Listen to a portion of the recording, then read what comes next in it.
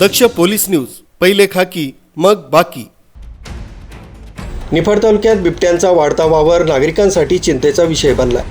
खडकमाळेगाव इथल्या शिंदे वस्तीवर सोमवारी पुन्हा एकदा बिबट्याचा मुक्त संचार पाहायला मिळाला। खडकमाळेगाव आणि टाकळी या दोन ठिकाणी एकाच दिवशी दोन बिबटे नर बंद करण्यात आले। शेतकऱ्यांमध्ये भीतीचं वातावरण निर्माण झालंय। दरम्यान परिसरातील दोन शेतकऱ्यांवर तसंच एक वनविभागाच्या कर्मचाऱ्यावर बिबट्यानं किरकोळ हल्ला केलाय। खडकमाळेगाव इथल्या शेतकरी रामेश्वर शिंदे यांच्या शेत परिसरात बिबट्या फिरत असल्याचे निदर्शनास येतात स्थानिक शेतकऱ्यांनी प्रसंगावधान राखत मोठ्या शिताफीनं साठवण्यासाठी वापरल्या जाणाऱ्या लोखंडी जाळीच्या साहाय्यानं बिबट्याला पकडून ठेवलं। या घटनेची माहिती मिळताच वनविभागाच्या अधिकाऱ्यांसह रेस्क्यू पथक घटनास्थळी दाखल झालं। बिबट्याला सुरक्षितरित्या पकडण्यासाठी आणि त्याला बेशुद्ध करण्यासाठी TTC सेंटरच्या विशेष पथकाला पाचारण करण्यात आलं। बिबट्याला कोणतीही इजा न होता त्याला पकडण्यात आलं। दुसरा बिबट्या टाकळी विंचूर हद्दीतील काळे वस्ती परिसरात आढळून आलाय। या ठिकाणी वनविभाग आणि शेतकऱ्यांनी गस्त ठेवली होती।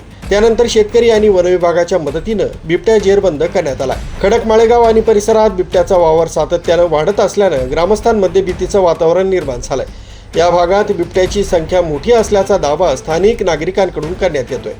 वनविभागानं तातडीने उपाययोजना करून परिसर बिबट्या मुक्त करावा अशी मागणी ग्रामस्थ तसंच शेतकऱ्यांनी केली आहे। न्यूज ब्युरो, दक्ष पोलीस न्यूज, निफाड।